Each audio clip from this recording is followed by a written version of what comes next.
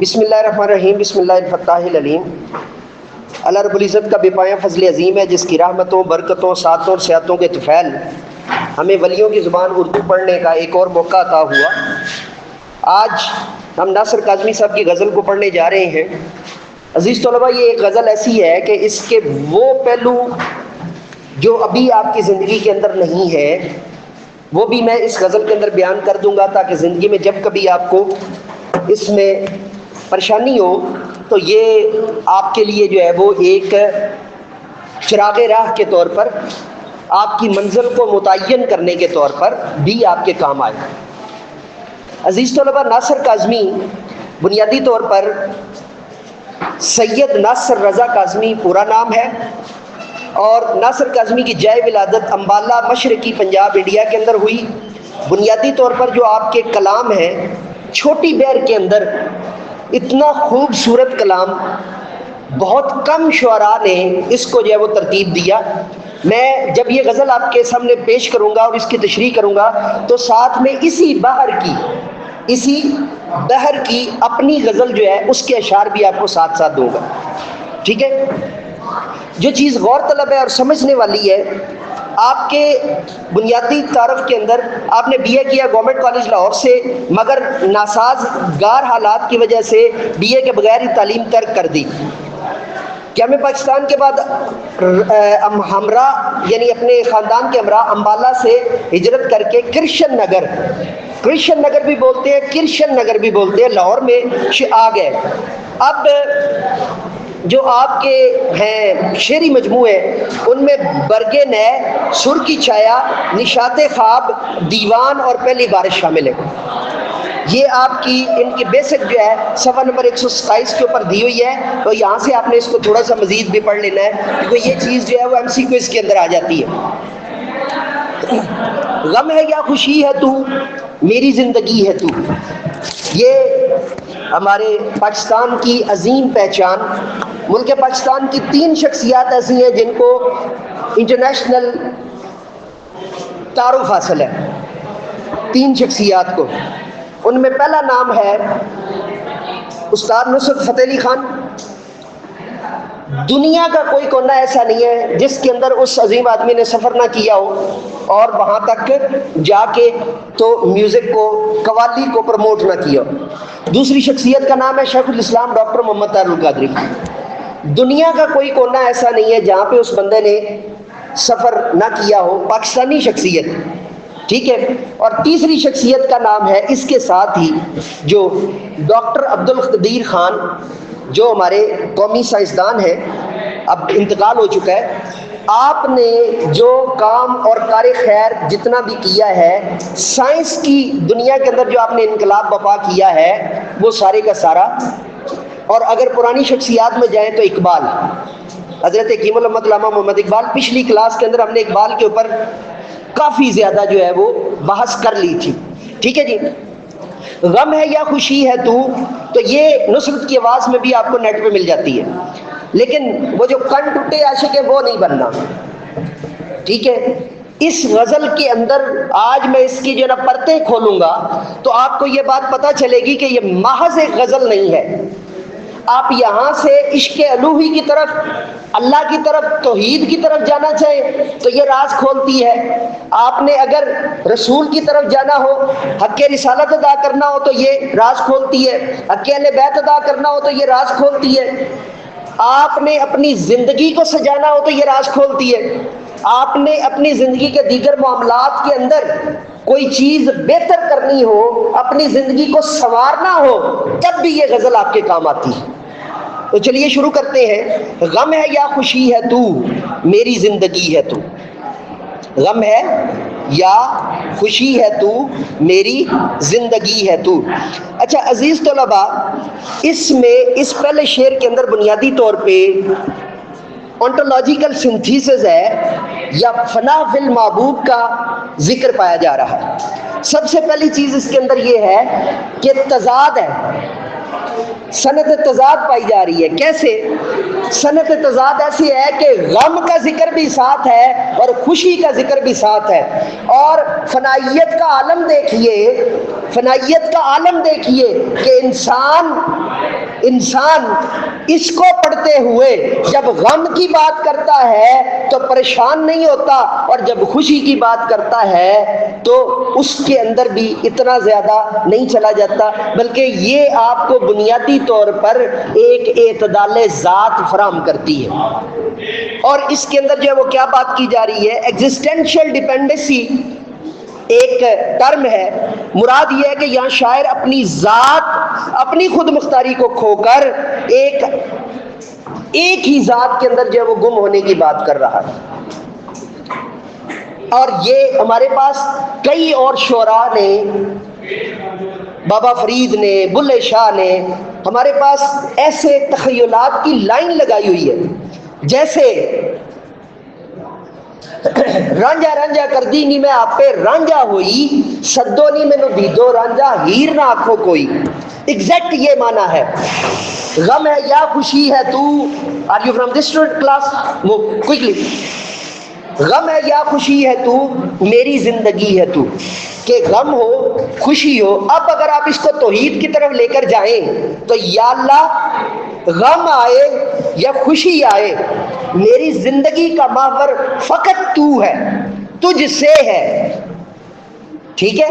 قرآن پاک میں جب ارشاد ہوا قل ان بسم اللہ الرحمن الرحیم قل ان صلاتی و نسکی و محیای و مماتی للہ رب العالمین، کہ تمہاری تمام تر قربانیاں، اٹھنا بیٹھنا جاگنا مرنا، ہر چیز کس کے لیے؟ اللہ کے لیے. تو شاعر کیا کہہ رہا ہے؟ غم ہے یا خوشی ہے تو، میری زندگی ہے تو توحید پر پورا اتر رہا ہے شعر. اس کا مطلب یہ ہے کہ شعر سمجھنے والے کے اوپر ہے کہ وہ اس کو کتنا جو ہے نا وہ جانتا ہے. اب ہم اگر اقبال کی زبان کے اندر آ جائیں کہ محمد سے وفا تو نے تو ہم تیرے ہیں، یہ جہاں چیز ہے کیا لوح و قلم تیرے ہیں، تو یہ شعر پورا اترتا ہے. غم ہے یا خوشی ہے تو، یا رسول اللہ میری زندگی ہے آپ، پورا اتر رہا ہے نا. تو مطلب یہ ہے کہ جس سٹیپ پہ آپ والد سے محبت کا ذکر کرنا چاہتے ہیں، والدہ سے محبت کا ذکر کرنا چاہتے ہیں، اپنی مخطوبہ سے ذکر کرنا چاہتے ہیں، جس سے آپ ذکر کرنا چاہتے ہیں، اس کے ساتھ یہ پورا جو ہے وہ نتھی ہوتا ہے. اب میں اس کے ساتھ میر کا شعر میں لگانا چاہتا ہوں. میر کیا سادہ ہے بیمار ہوئے جس کے سبب، اسی عطار کے لونڈے سے دوا لیتے ہیں. کہ بھائی صاحب جس نے آپ کو بیمار کیا ہے. اور ایک اور شخصے کا شعر ہے عشق تیرا ہی درد جگر بھی بنا اور دوا بھی ہے درد جگر کے لیے. کہ یہی بات ہمیں شاید جو وہ کر رہا ہے. اور اس کے اندر میرا اسی غزل کے اندر لکھا ہوا ایک شعر نوٹ کر لیجئے، تشریح میں آپ کے کام آ جائے گا. صرف آپ نے شعر لکھ دینا ہے، نام لکھنے کی ضرورت نہیں. درد ہو یا روشنی ہے تو، درد ہے یا روشنی ہے تو، میری ہر کمی ہے تو. درد ہے یا روشنی ہے تو، میری ہر کمی ہے تو. یہ غزل میرا جو دوسرا شعری مجموعہ ہے نا، کیونکہ میرے تینوں شعری مجموعے ایک ہی نام سے چھپے ہیں، خواہش ناتمام کے، تو اس کی جو جلد دویم ہے، دوسری جلد کے اندر یہ پوری غزل موجود ہے. اس کا مطلب یہ ہے جو میں نے ان سے متاثر ہو کے ناصر کاظمی صاحب سے، تو وہ لکھا کہ درد ہے یا روشنی ہے تو، میری ہر کمی ہے تو. پورا آپ کو لگ رہا ہے نا، اس پہ پورا اترتا ہے. یہ درجہ بھی آپ پہ تب اترتا ہے جب آپ شعر کے اندر اس حد تک کمال حاصل کرتے ہیں کہ آپ جس خیال میں شعر کہنا چاہ رہے ہوتے ہیں وہ اس میں ایز اٹ از وزن کے ساتھ، ترنم کے ساتھ اور بہر کے ساتھ اترتا ہے. فرشتوں سے بہتر انسان بننا، مگر اس میں پڑتی ہے کچھ محنت زیادہ. اور پھر اس کے اندر شاعر آگے کہتے ہیں کہ یہ بڑی ایک ضروری چیز ہے کہ آفتوں کے دور میں چین کی گھڑی ہے تو. پچھلے میں کوئی مشکل لفظ نہیں تھا، اس میں آفت کی جمع ہے. تو آفت کس کو کہتے ہیں؟ پریشانی کو، دکھ کو، تکلیف کو، آلام کو، الم کو، مصیبت کو، جس کی جمع مصائب ہے. ٹھیک ہے، آفتوں کے دور میں چین کی گھڑی ہے تو. اب یہاں پر ہم میر تقی میر کو پہلے لیں گے کہ محبت نے کاڑا ہے ظلمت سے نور. محبت نے کاڑا ہے ظلمت سے نور. ظلمت تاریکی کو کہتے ہیں کہ محبت جب بنتی ہے، جب ہوتی ہے تو تاریکی سے بھی نور چھٹ آتا ہے. ٹھیک ہے، یاد رہے گا. اس میں پھر غالب نے یہاں پر ارشاد فرمایا، غالب فرماتے ہیں کہ یہ نہ تھی ہماری قسمت کے وصال یار ہوتا. اور علامہ فرماتے ہیں خود ہی کو کر بلند اتنا کہ ہر تقدیر سے پہلے خدا بندے سے خود پوچھے بتا تیری رضا کیا. اب میرا شعر لکھ لیجئے، یہ شعر تو آپ کو پھر بھی مل جائیں گے. اب میرا شعر لکھ لیجئے. تو جدا سہی مگر ہے تو جدا سہی، تو جدا سہی مگر ہے تو میری ہر طلب میں ہے تو جدا سہی مگر ہے تو میری ہر طلب میں ہے میری ہر طلب میں ہے تو. ٹھیک ہے، اب یہاں پر جو بات اس کے اندر، اب تشریح کی طرف آ جائیے. یہ شعر ایک نازک آئرنی ہے. آئرنی بنیادی طور پہ یہ ہوتا ہے شاعر بتا کچھ اور رہا ہے اور بتانے کے پردے میں چھپا کر سمجھانا کچھ اور جاتا ہے. ٹھیک ہے، یعنی بظاہر شاعر جو ہے محبوب کو خود مختاری کی دعوت دیتا ہے، مگر در حقیقت اس کے ہر عمل کو اپنی زندگی سے مشروط کر دیتا ہے. اس کو ایموشنل پیراڈاکس بولتے ہیں. یہ کیا ہے؟ ایموشنل پیراڈاکس، جو آپ کو مولانا الطاف حسین حلی کے کلام میں ملتی ہے، جو آپ کو ولیم بلیک کے کلام میں ملتی ہے، جو آپ کو ولیم ورڈزورتھ جس کی آپ نے نظم پڑھی ڈیفوڈل اس کے کلام میں ملتی ہے. تو یہ ایموشنل پیراڈاکس آپ کے اندر تب پیدا ہوتا ہے جب آپ کسی ایک خیال کے اوپر اتنا مرتکز ہو جاتے ہیں، اتنا یکسو ہو جاتے ہیں کہ آپ کے اندر وہ چیز بطور مشن آ جاتی ہے، وہ آپ کی زندگی کا پارٹ اینڈ پارسل یعنی جزو لا ينفک ہو جاتا ہے.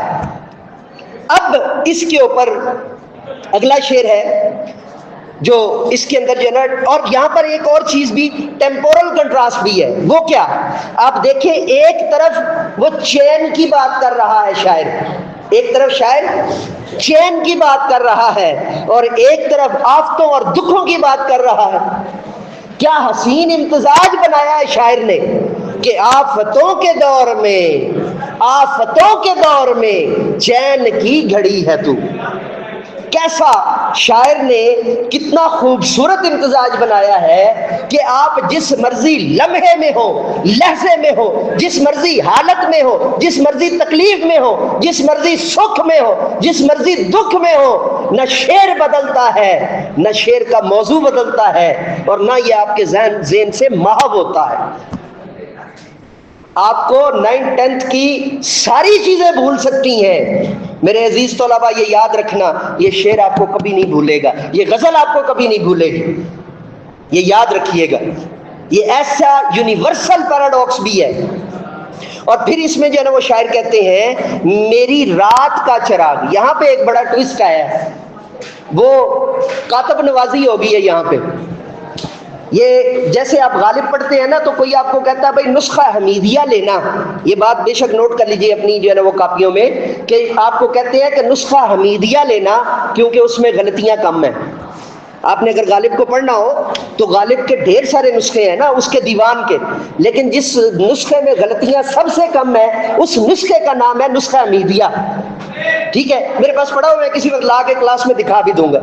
ٹھیک ہے، اب اسی طرح انہوں نے لکھا میری راہ کا چراغ. کاتب صاحب نے اس کو رات کر دیا. ٹھیک ہے، اب فرق دیکھیے گا رات اور راہ میں فرق کیا بنتا ہے. یہاں پر بھی ایک چیز جو ہے نا وہ آپ کو سمجھانا چاہتا ہوں. وہ کیا ہے؟ اب میر تقی میر کا ایک شعر ہے، دل کی ویرانی کا کیا مذکور، اور پھر غالب کی شورۂ آفاق، کوئی امید بر نہیں آتی، کوئی صورت نظر نہیں آتی، کوئی صورت نظر نہیں آتی، کعبے کس منہ سے جاؤ گے غالب، شرم تم کو مگر نہیں آتی۔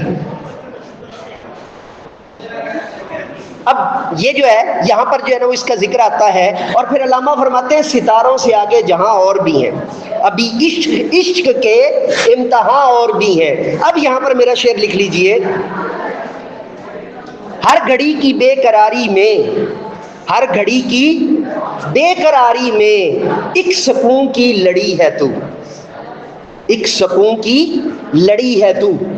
ٹھیک ہے، آپ کو پہلے بھی میں نے ریفرنس دے دیا ہے، خواہش ناتمام حصہ دویم، ٹھیک ہے، مبشر بک ڈپو پہ میری بکس جو ہے نا وہ مل جاتی ہیں یہاں پھالیا کے اندر۔ باقی تو پھر جو ہے وہ سنگ میل کے پبلیکیشنز کے اوپر، مناج القرآن پبلیکیشنز کے اوپر، مکتبہ تعمیر انسانیت، علم عرفان اور خزینہ علم و ادب، ہر ایک کے پاس جو ہے نا وہ جیلم بک کارنر کے اوپر بھی آپ کو جو ہے نا وہ مل جائیں گے۔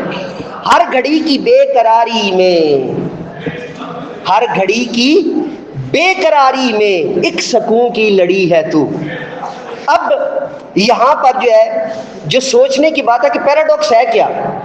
راہ کا چراغ، راہ کا چراغ، جس دور کی یہ بات کر رہے ہیں اس دور میں بھی بجلی تو تھی نہیں، ٹھیک ہے، تو مراد یہ ہے اے میرے محبوب، اے میرے مشن، دنیا ادھر کی ادھر ہو جائے، میں چلتے وقت بھی تجھے اپنا رہنما بنا کے چلتا ہوں۔ راہ کا چراغ کیا ہوتا تھا پرانے دور کے اندر؟ جب آپ نے سفر کرنا ہوتا تھا تو سڑکوں پہ کوئی لالٹین یا کوئی لائٹیں تو نہیں لگی ہوتی تھی، تو ایک بندہ چراغ لے کے آگے آگے چلتا تھا اور اس کے پاس دو چراغ ہوتے تھے، ایک آگے راستہ دیکھنے کے لیے اور ایک پیچھے والوں کو راستہ دکھانے کے لیے، کیونکہ جس چراغ کے سامنے آپ کھڑے ہوں گے تو آپ کا سایہ پیچھے جائے گا تو پیچھے والوں کو نظر نہیں آئے گا۔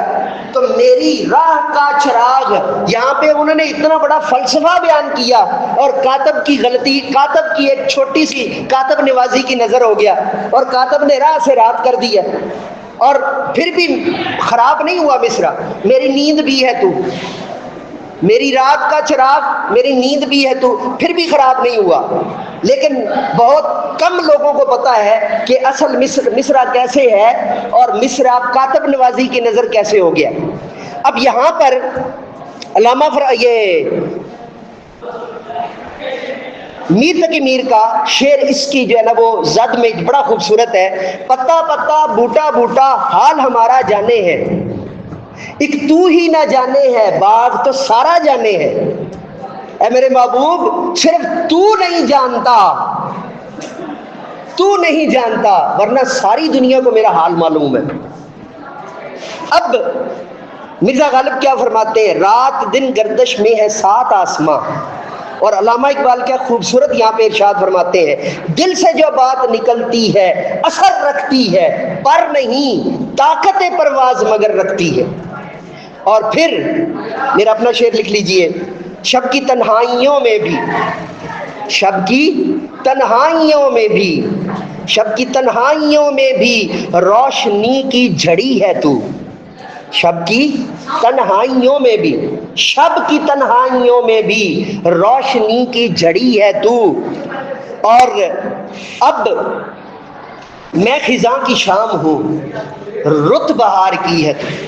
اب جو میں نے آپ کو پہلے بتایا تھا کہ رات کی جگہ پہ راہ ہے، راہ اور خزاں، نون گنا کاٹے نا، نون گنا کاٹے، خزاں ہو گیا، خزاں اور راہ، راہ کی ہے کاٹے تو راہ اور خزاں زیادہ قافیہ قریب ہے، زیادہ قافیہ قریب ہے رات کی نسبت، ٹھیک ہے، یاد رکھیے گا یہ پوائنٹ میں نے آپ کو اس وقت کے لیے دیے ہیں جب آپ باہر کسی کے ساتھ بحث کر رہے ہو نا اردو کے اوپر، اور جب اس کے سامنے آپ بولیں گے تو وہ آپ کو ایسے ہاتھ باندھ کے سنے گا کہ اس کے پاس جو چیز ہے وہ بڑی نپی تلی اور اسپیشل ہے۔ میں خزاں کی شام ہوں، رت بہار کی ہے تو۔ اب میر تقی میر یہاں پر کہتے ہیں، بہار آئی ہزار افسوس، بہار آئی ہزار افسوس، اور پھر غالب کیا خوبصورت یہاں پہ کہتے ہیں، بس کے دشوار ہے ہر کام کا آساں ہونا، بس کہ دشوار ہے ہر کام کا آساں ہونا. اور علامہ نے تو کیا کمال مصرع باندھا یہاں پہ. نہیں ہے نا امید اقبال اپنی کشت ویراں سے، نہیں ہے نا امید اقبال اپنی کشت ویراں سے، ذرا نم ہو تو یہ مٹی بڑی زرخیز ہے ساقی. ذرا نم ہو تو یہ مٹی بڑی زرخیز ہے ساقی. اب یہاں پر شعر لکھ لیجئے میرا بھی. میں خزاں کا ہر ورق ہوں، میں خزاں کا ہر ورق ہوں، میں خزاں کا ہر ورق ہوں، میں خزاں کا ہر ورق ہوں، مگر ہر طرف ہریالی ہے تو، مگر ہر طرف ہریالی ہے تو. اور اب یہاں پر جو ہے وہ دوستوں کے درمیان اوپر جو رت بہار کی ہے تو اس سے مراد یہ کہ محبوب میں جو بھی ہے وہ تو ہی تو ہے. اب یہاں سے اگر ہم توحید کی طرف بات لے کر جائیں، میں چونکہ لمبا نہیں کرنا چاہتا ورنہ ہم اس پہ گھنٹوں بحث کر سکتے ہیں، گھنٹوں اس کی شرح کر سکتے ہیں، بطور شارح تشریح کرتے ہوئے گھنٹوں شرح کر سکتے ہیں. کہ جیسے میر نے ہی فرمایا جگ میں آ کر ادھر ادھر دیکھا، تو ہی آیا نظر جدھر دیکھا، کہ تیرے ہوندیاں سوندیاں محبوبہ تیرا مجرم ہاں جے میں ہوا، تیرے ہوندیاں سوندیاں محبوبہ تیرا مجرم ہاں جے میں ہوا. مراد یہ کہ اور پھر واہ واہ واہ غالب کا شعر اس پہ کیا کمال ہے. نہ تھا کچھ تو خدا تھا، نہ تھا کچھ تو خدا تھا، جو کچھ نہ ہوتا تو خدا ہوتا. ڈبویا مجھ کو اس ہونے نے، ڈبویا مجھ کو اس ہونے نے، نہ ہوتا میں تو کیا ہوتا. کہ یہ بھی مراد یہ ہے کہ تو ہی ہے، تو ہی تو ہے. اور دوستوں کے درمیان میرا موسٹ فیوریٹ اس غزل کا ایک یہ میرا موسٹ فیوریٹ ہے، اور ایک اس کے نیچے والا کہ میں تو وہ نہیں رہا ہاں مگر وہی ہے تو. تو اس کے اندر دوستوں کے درمیان وجہ دوستی ہے تو، دوستوں کے درمیان وجہ دوستی ہے تو. ہم جس جا وہ نظر نہیں آتا ہم وہ رستہ ہی چھوڑ دیتے، جس جا وہ نظر نہیں آتا ہم وہ رستہ ہی چھوڑ دیتے ہیں. اور یہاں پر میر نے کیا خوبصورت کہا، ہم ہوئے تم ہوئے کہ میر ہوئے، ہم ہوئے تم ہوئے کہ میر ہوئے.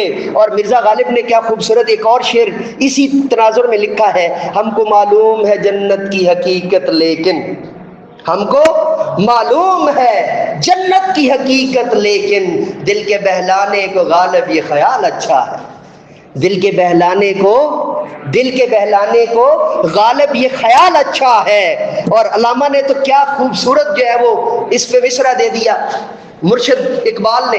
مرشد فرماتے ہیں فرد قائم ربط ملت سے ہے تنہا کچھ نہیں، فرد قائم ربط ملت سے ہے تنہا کچھ نہیں، موج ہے دریا میں اور بیرون دریا کچھ نہیں، موج ہے دریا میں بیرون دریا کچھ نہیں. اور اب میرا شعر لکھ لیجئے، ہر تعلق کی اساسوں میں، ہر تعلق کی اساس سے واو نون گنا ڈال کے اساسوں میں، ہر تعلق کی اساسوں میں، ہر تعلق کی اساسوں میں. پہلے میں نے مصرع لکھا تھا ہر تعلق کے اساسوں میں، تو دونوں برقرار ہیں، لیکن یہ دے رہا ہوں وہ بھی جو ہے نا وہ غزل کا ہی حصہ ہے لیکن نیچے مصرع سیم ہے ان کا، یعنی اس کا جو مصرع ثانی ہے وہ سیم ہے. ایک یہی دوستی ہے تو، ایک یہی دوستی ہے تو. یہ شعر دو حوالوں سے میں نے لکھا ہوا ہے. ہر تعلق کے اساسوں میں، اس میں جو لفظ استعمال ہو رہا ہے وہ سے کے ساتھ ہے، اور ہر تعلق کی اساسوں میں، are you from this class move, ہر تعلق کی اساسوں میں، ہر تعلق کی، اب کے اساسوں کر لیں تب بھی مصرع نہیں بدلتا، تب بھی معنی وہی رہتا ہے، ایک یہی دوستی ہے تو، ایک یہی دوستی ہے تو. اور اسی کو میں اگلے کے ساتھ بھی جوڑوں گا، میری ساری عمر میں، ہائے ہائے ہائے ہائے، ناصر نے کیا لکھ دیا، کاش وہ میرا پورا دیوان لے لیں، تینوں شعری مجموعے لے لیں اور یہ ایک شعر مجھے دے دیں کہ میری ساری عمر میں، میری ساری عمر میں ایک ہی کمی ہے تو،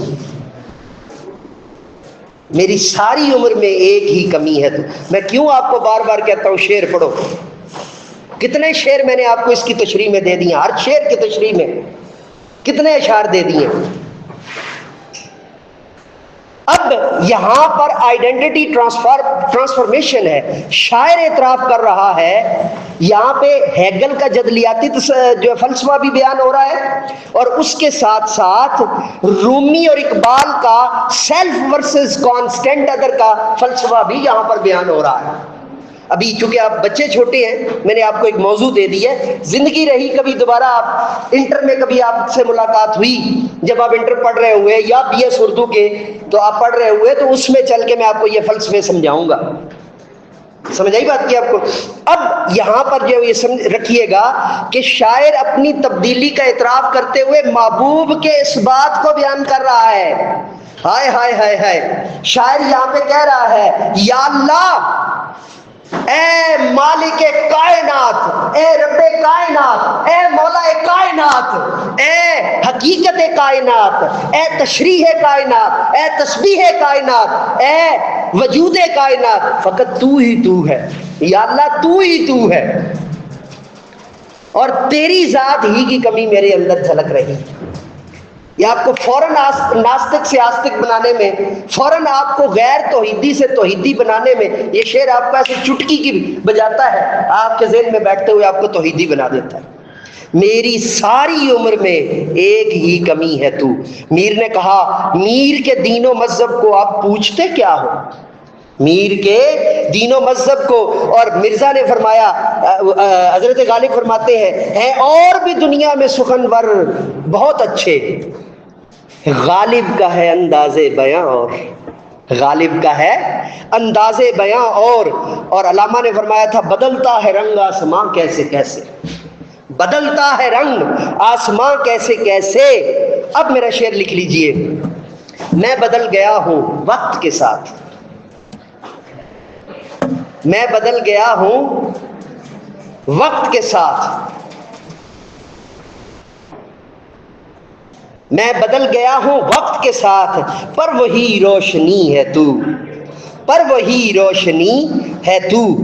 اور اگلا شعر اور اس کو ملا کے ہم جو ہے وہ کریں گے، میں تو وہ نہیں رہا، چونکہ ایک بار جب ناصر نے فرمایا نا، حضرت ناصر جب کہتے ہیں میری ساری عمر میں ایک ہی کمی ہے تو، اب اس میں بھی کوئی اتنا مشکل لفظ نہیں ہے کہ اس کا ترجمہ آپ کو بتانا پڑے، میں تو وہ نہیں رہا، حاصل کلام شعر ہے، آپ کو 10 سال بعد بھی یہ شعر یاد آئے گا انشاءاللہ، 20 سال بعد بھی شعر یاد آئے گا، جب آپ کی اتنی اتنی مونچھیں تنی ہوئی ہوں گی یا آپ کی داڑھی آئی ہوئی ہوگی، آپ نے جناب وہ بڑے جو ہے نا وہ آپ ایک باری برکم انسان ہوں گے، تب بھی یہ شعر آپ کو یاد آئے گا، میں تو وہ نہیں رہا، ہاں مگر وہی ہے تو، میں تو وہ نہیں رہا، ہاں مگر وہی ہے تو۔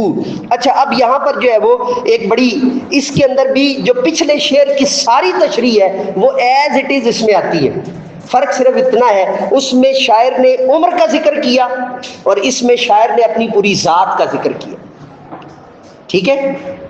تو اب مقطع آپ کے سامنے، مطلع تھا غم ہے یا خوشی ہے تو، میری زندگی ہے تو، اور مقطع ہے یہاں پر ناصر اس دیار میں، ناصر اس دیار میں کتنا اجنبی ہے تو، ناصر اس دیار، دیار کہتے ہیں شہر میں، جگہ کو، علاقہ کو، اجنبی غیر مانوس جسے لوگ کم جانتے ہیں۔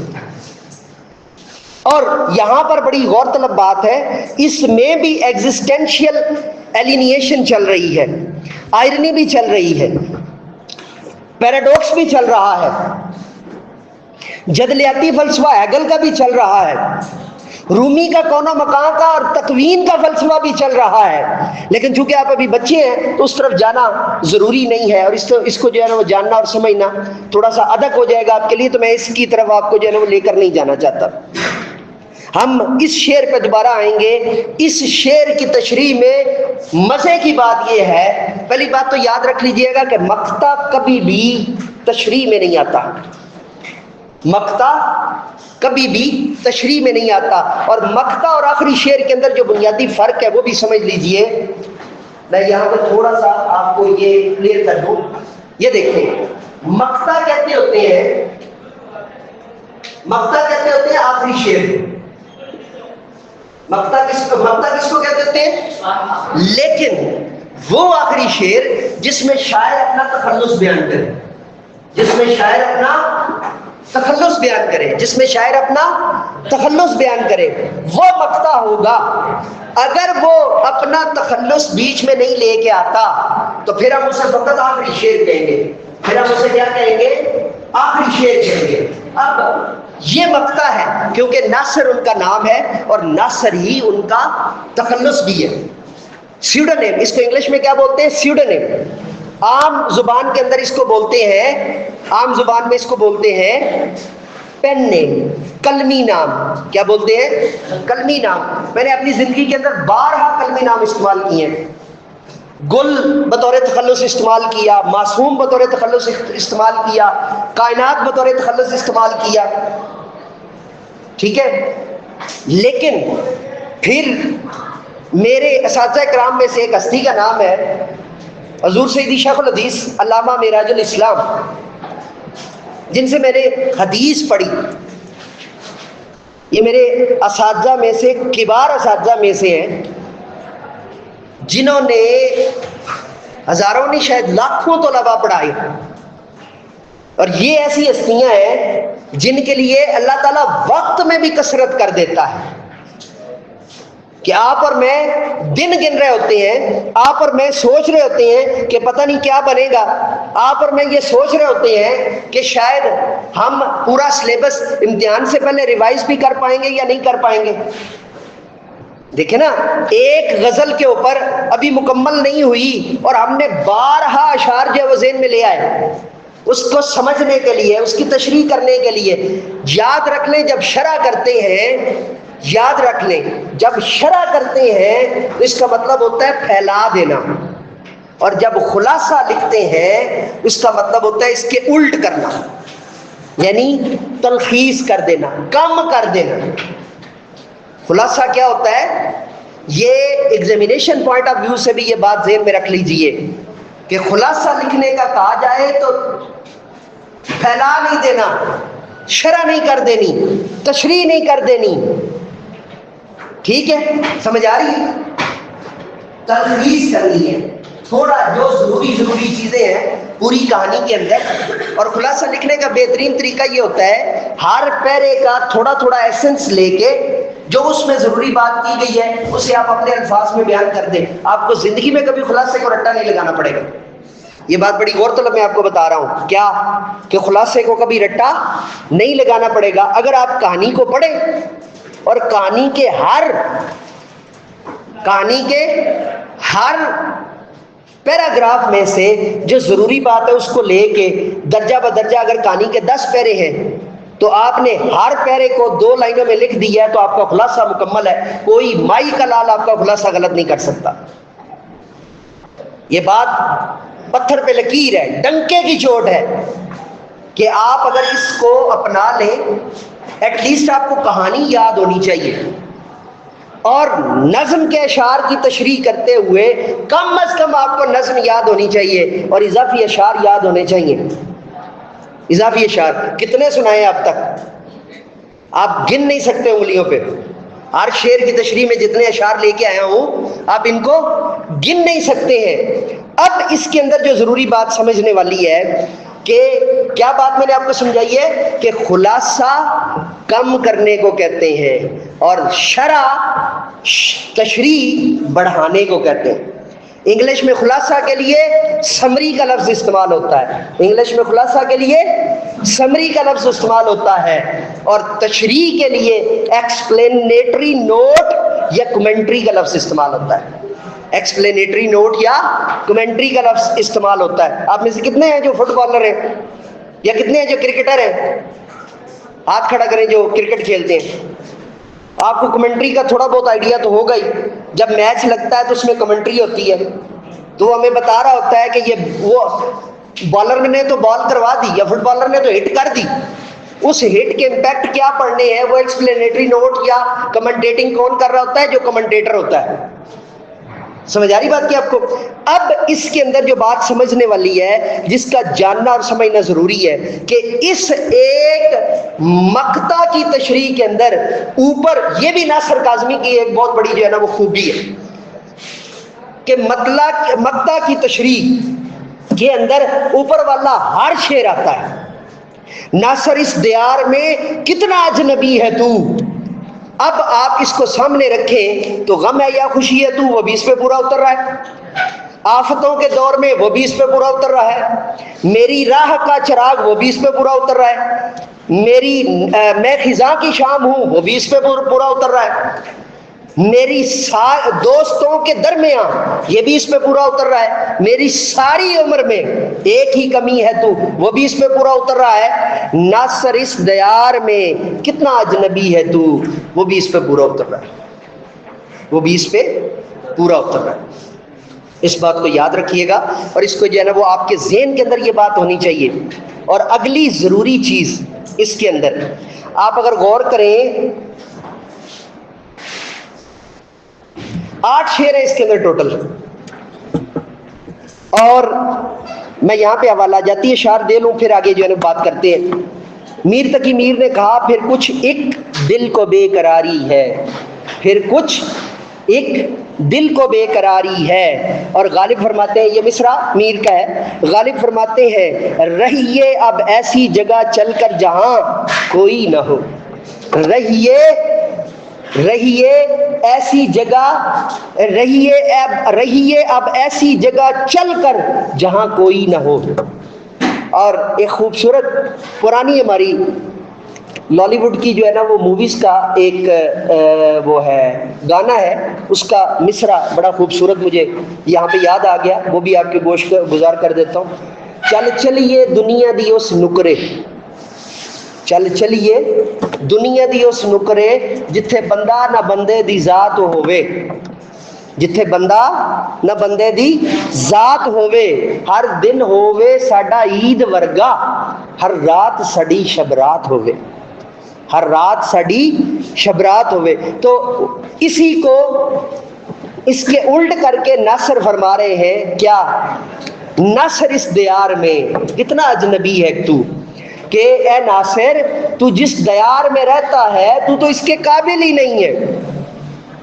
یہ دیار تیری منزل، تیرا ٹھکانہ، تیرا رہنا، تو یہاں سے ہمیں ایک اور کانسیپٹ پتا چلتا ہے کہ ناصر ہمیں سمجھانا چاہ رہا ہے کہ ناصر ہی اس دنیا کے اوپر وہ اصل ایلین ہے۔